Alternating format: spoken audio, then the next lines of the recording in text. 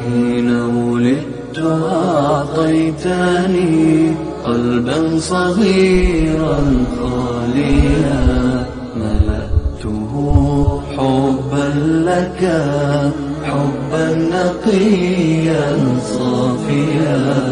حين ولدت أعطيتني قلبا صغيرا خاليا ملأته حبا لك حبا نقيا صافيا.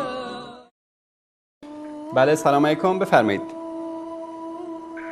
السلام علیکم و رحمت الله و برکاته. علیکم السلام و رحمت الله و برکاته.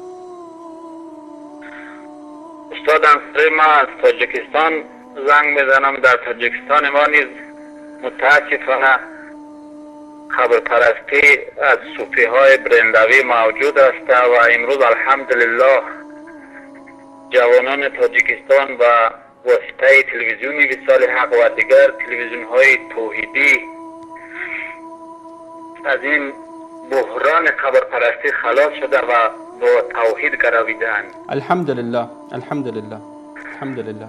و بسیار خوشنود هستیم که با مثل ما شما را من حیث یک علمای سرشناس تاجیکستان میدونیم و همه جوانهای امروز شما را میشناسند و تلویزیون شما را و دیگر استادان را و خیلی متشکرم از چنین تلویزیون های توحیدی که برای ما راه را روشن کردند و امروز جوان مردان تاجیک، جوانان تاجیک بسیار بسیار از شما و از برنامه های خوب شما تشکر میکنند و من کم پیشتر یک برادر زنگ زد و خواست که در حق او هم دعا کنید، چون که با واسطه تلویزیون شما البته را از صوفیگری و از شرک و از بطلان صوفیگری نجات یافته. الحمدلله الحمدلله رب العالمین.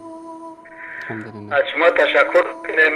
السلام علیکم و رحمت الله و برکاته. علیکم السلام و رحمت الله و برکاته. حين ولدت أعطيتني قلبا صغيرا خاليا ملأته حبا لك حبا نقيا صافيا.